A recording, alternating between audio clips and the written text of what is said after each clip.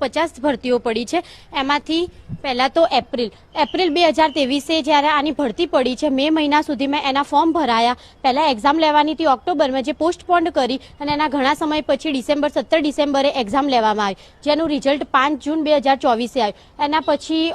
એના પછી જુલાઈની અંદર એમને ડોક્યુમેન્ટ વેરિફિકેશન કર્યા છે। હજુ સુધી એની આગળ કોઈ પ્રોસેસ છે નહીં। અમારા તરફથી ઘણા જેવા વિદ્યાર્થીઓએ અહીંયા જ્યારે રજૂઆત કરી ત્યારે એવું કહેવામાં આવે છે કે 2-3 દિવસની અંદર કે એનું ફાઇનલ મેરિટ લિસ્ટ આવશે અને પછી એના ઓર્ડર આપવામાં આવશે।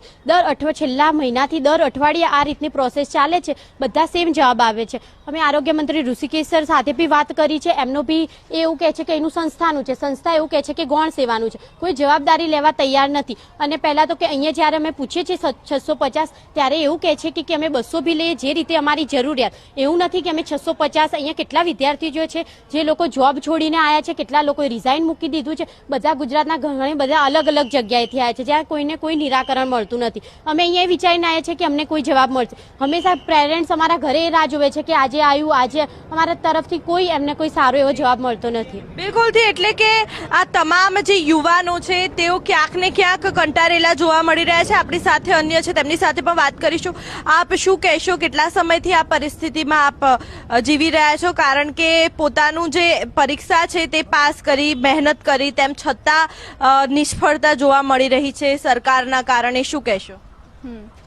નોટિફિકેશન એપ્રિલ 2023 માં આવી હતી, ત્યારથી લઈને અત્યાર સુધી 1.5 વર્ષ જેટલો ટાઈમ થઈ ગયો છે, પણ હજી સુધી એ લોકો કન્ફર્મ નથી આન્સર આપતા કે ભરતી કરશે કે નહીં બી કરે, એવું બી આન્સર આપે છે। એ લોકો એવું કહે છે કે કેન્સલ બી કરી શકીએ, યા તો એવું કહે છે કે 650 છે સ્ટાફ નર્સની, હું સ્ટાફ નર્સમાં છું તો એ લોકો એવું કહે છે કે અમે 200 બી લઈએ, યા તો અમારી જરૂરત પ્રમાણે લઈએ બી, ના બી લઈએ, એવો આન્સર આપે છે। તો આ વ્યથા છે ગુજરાતના યુવાનોની કે જેઓ સફળ થવા માટે, એટલે કે સરકારી નોકરી મેળવવા માટે અનેક જે પરીક્ષાઓ છે તે આપતા હોય છે, સફળ થવા માટે અનેક મહેનત કરે છે, પરિશ્રમ કરે છે, પરંતુ મહેનત સફળ થયા બાદ પણ, એટલે કે ક્યાંક ને ક્યાંક પરીક્ષા પાસ કર્યા બાદ પણ તેઓ નોકરી માટે વલખા મારતા આ યુવાનો છે કે તેમને તંત્રના પાપે તેમને નોકરી નથી મળી રહી અને તેમને અવનવા જે જવાબો છે તે તંત્ર દ્વારા મળી રહ્યા છે। હવે પ્રશ્ન એ છે કે પરીક્ષા પાસ કર્યા બાદ પણ આ તમામ જે યુવાનો છે